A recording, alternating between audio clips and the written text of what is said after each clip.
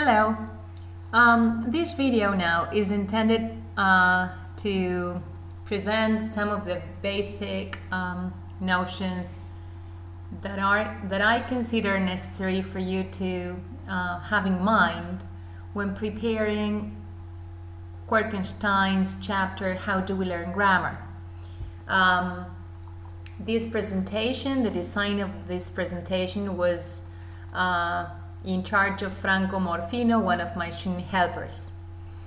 And I base this presentation mostly on this chapter, but I have also consulted other sources that I will acknowledge when I refer to content present in this other material.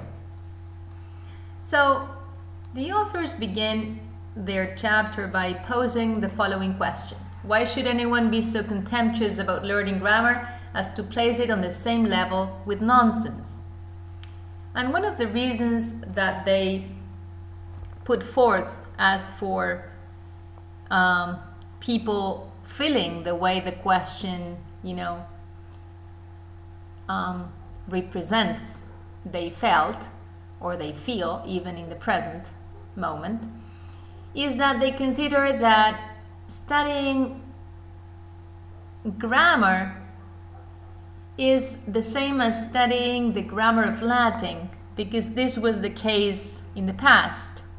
The grammar traditionally taught was the grammar of Latin, so then the conclusion that they arrived at was that there was no relevance in studying the grammar of English, or any other language for that matter, since English or any other language, contemporary language, has nothing to do with Latin. Also, the reason was so that they associated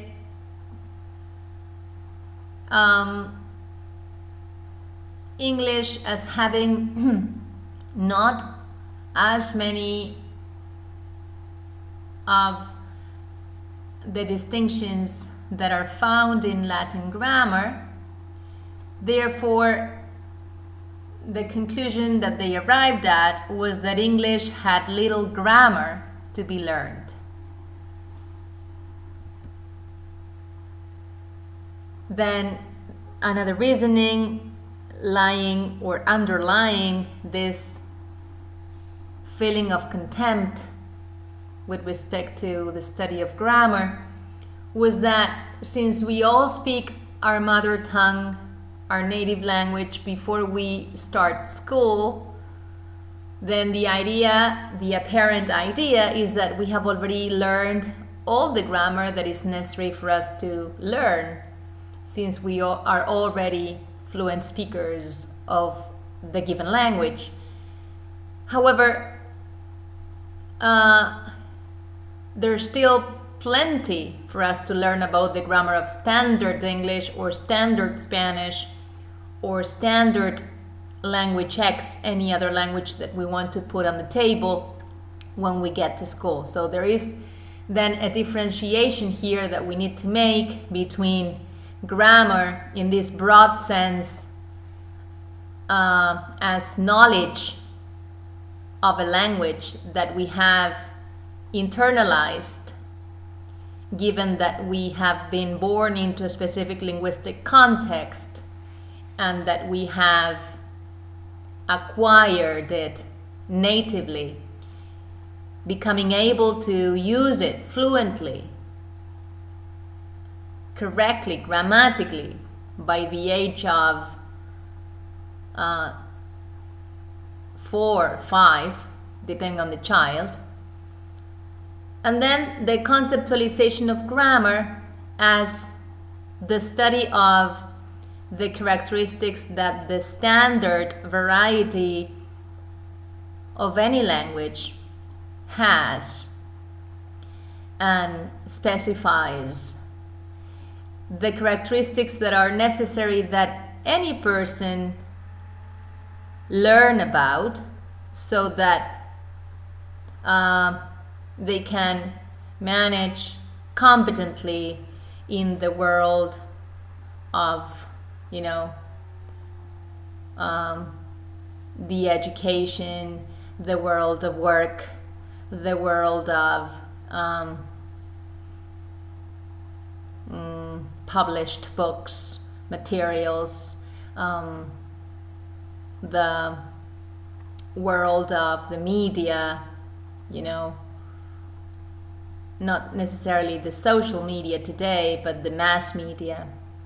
So all these institutions, such as school, such as work, such as publishing houses, such as the media, that exploit and use the standard variety of any language that we would like to consider. So, it's still true that we have acquired an impressive knowledge of grammar before our schooling begins. So this reasoning is true, but still is not enough to prevent us from continuing to learn about a language grammar, particularly when it comes to school, the standard variety of a given language, to get us places. But without, discrediting, disregarding other varieties, even when these other varieties are not the standard one and are not the one that is taught, at school. In any case, when we get to school, when schooling begins, there is a lot of knowledge that we already master about our language. The example here is in English, and it springs from a 5-year-old child following the authors. So this 5-year-old child is set to say, or to be able to produce the following statement: Eric and Miss just bought lots of things. So what is it that this statement evidences? So there is a great deal of grammar that the little child has correctly mastered, although this is not completely correct, right, in terms of the standard grammar of English. But what the child has definitely acquired at the stage in which he or she has produced this statement is the ordering of sentence elements. So there is a clear division of this sentence between, the entity doing and the action performed, which is the arrangement that is natural, that is grammatical in English. Then the component of phrases, right? We have Eric and me is just bought, right? Lots of things, so there's no, usage of things of lost. So lots of things here, there is a typo, lots. Is well formed. For the determiner comes the specifier. As I said in one of my videos on Cook, the specifier is positioned to the left of the head, things in this case. Then there is a polite relegation of the speaker reference to the end in the subject. So first there's mention of an entity different from myself, and then there's reference to myself, to me, right? In a way that is in line not necessarily with grammatical rules, but more with politeness norms that pertain to language put to use in a specific context, in a specific social context in which there exist politeness norms that we follow, perhaps inadvertently, but still knowing that they play an important role in our lives. Then English as textual expression is also, evident of it having been learned or it having been acquired. The usage of just, right? And then the presence of this verbal form indicating recent action that has a connection, recent action in the past that has a connection, an immediate connection in the present. The more difficult verb form, this perfect form, has bide, also part of this child's acquisition so far. The usage of personal pronouns. So although this me is not standard in this position, for this is not a subject pronoun, still this is a personal pronoun, so the knowledge, or there is evidence of knowledge in terms of dividing pronouns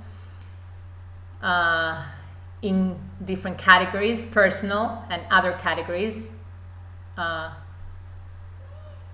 in English, which is the case, right? Which is what is the case in the language.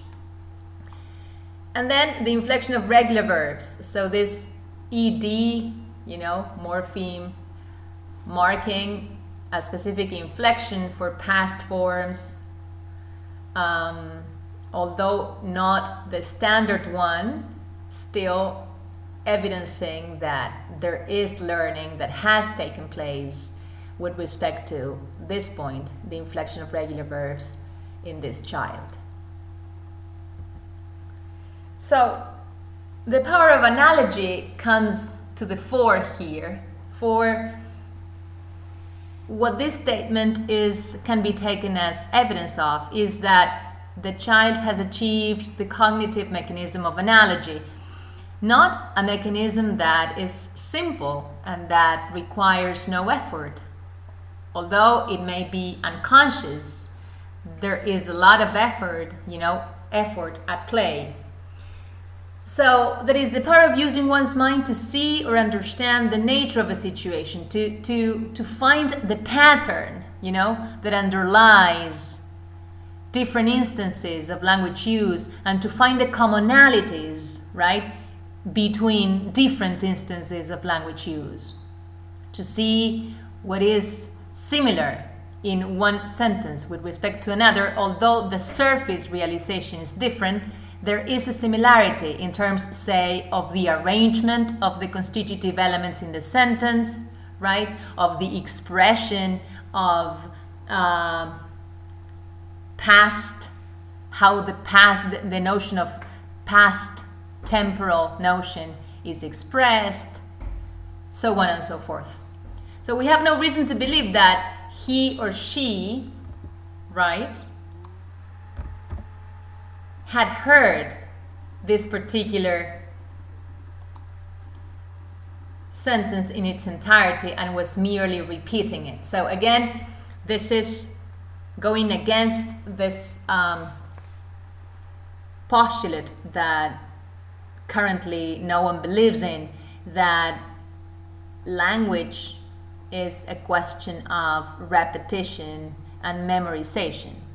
There cannot be only that, but there must be something else at play so that we're able to produce novel sentences that are part of the system we're exposed to, a language, Spanish, English, any other one, and communicate with other people who are able to interpret our productions and understand them and continue interacting with us in the same way. So the child generalizes by analogy. They seem to be able to take other people's sentences apart, identify the functions and forms of the parts, and they make up new sentences of their own. Excuse the typos. They make up new sentences of their own.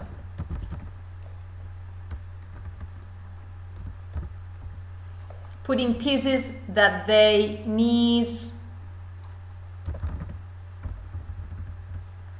into particular places in an abstract pattern. So let me repeat this section for my editing work might have prevented you from following the idea that I was trying to, convey. So analogy entails generalizing, So being able to take other people's sentences apart, identifying the functions and forms of the parts in those other people's sentences, and then us being able to make up our own new sentences by putting pieces that we need into particular places in an abstract pattern. So we're able to abstract away from the different instances of language that we're surrounded by and find the patterns, of course this is unconsciously done, and find the patterns that allow us to form sentences in Spanish, in English, in the language, whichever language that we have been, born into, and produce sentences that are grammatical, meaning possible in the said language. So what is at stake here is universal grammar, once again, which is a hypothesis, a theoretical tenet, but that helps us explain the process that is at stake when acquiring and using a language. So there are many theories as to how a child acquires grammar, the grammar of their language. There may be parrot-like imitation, as I mentioned before, analogy, explicit teaching with parents and peers. The authors acknowledge that they must surely play a part. It's not that we don't imitate. It's not that we are never taught by our parents or peers a specific, part of the grammar of our language. But this is not what happens, the most frequently, because the most frequently,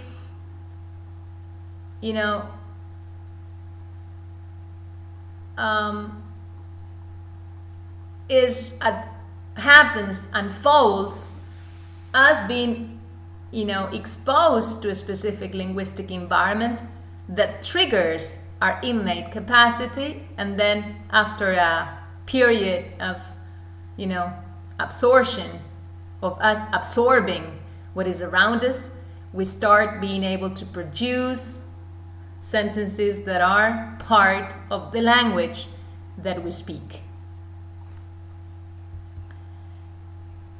So the child must learn a vast amount that he or she was never taught, and we do so by ourselves.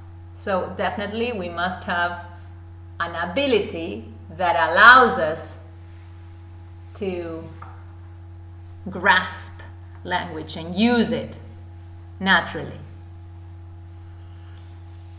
There's self-reference, there's the grasp of number, there's voice at stake, right? So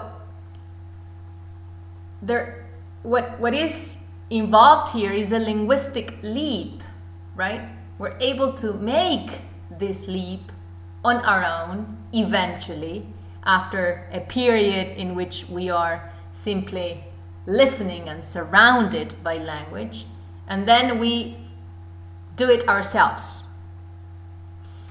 Derived construction is associated with voice, right? For producing a sentence in the passive voice is not a canonical construction.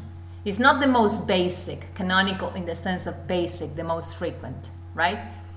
We'll only be able to produce a passive construction once we have been able to produce the more canonical, the more frequent, the more basic counterpart to it, which is the active voice or sentence. So just as we noted the distinction between a very large recognition knowledge in vocabulary and a productive or active knowledge, so it must be in acquiring grammar. We recognize structures, we recognize patterns and forms, long before we start actually using them ourselves. So there's this process of us being surrounded by language, and us beginning to recognize the patterns, the structures that underlie the surface forms that we hear, and eventually us becoming able to produce, sentences ourselves, eventually. So after, a year or two of exposure and us being silently taking notice unconsciously of what's going on, linguistically speaking, around us.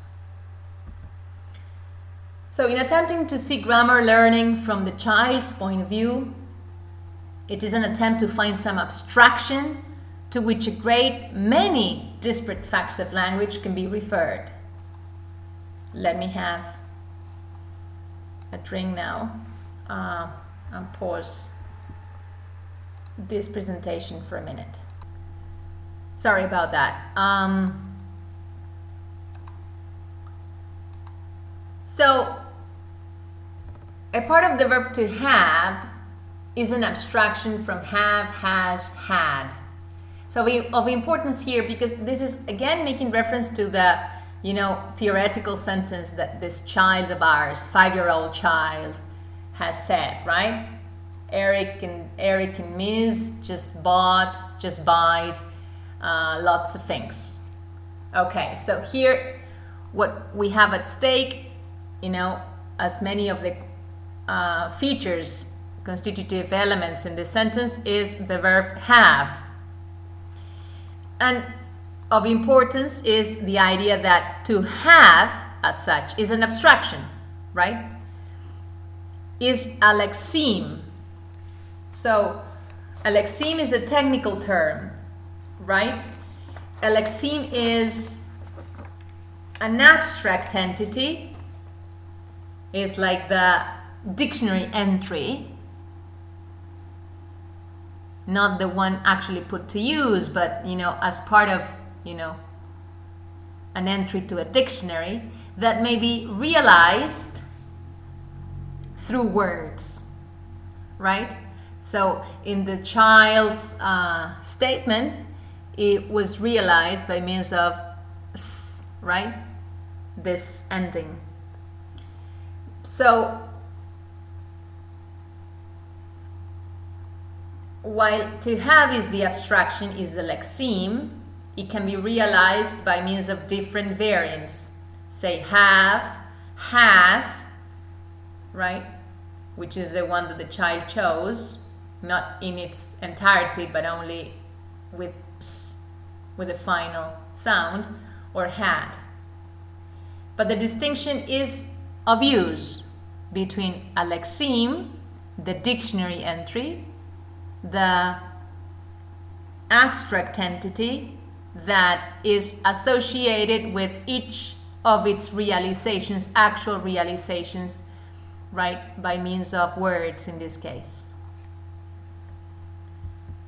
Now, we all have to make abstractions. For example, the term past participle is just a convenient shorthand expression. No one teaches us when learning or when using English natively, when acquiring it, that bought is the past participle of the verb buy. Or if this happens, it happens very infrequently, right? So this is part of the meta language that the students of grammar, the students of languages, resort to, make use of. So we learn to fit has and played together long before we heard of the notion past participle, long before we get to go to school and are taught in a language class that this form played is called past participle, right? So usage comes before our consciously knowing what is at stake when forming a grammatical sentence.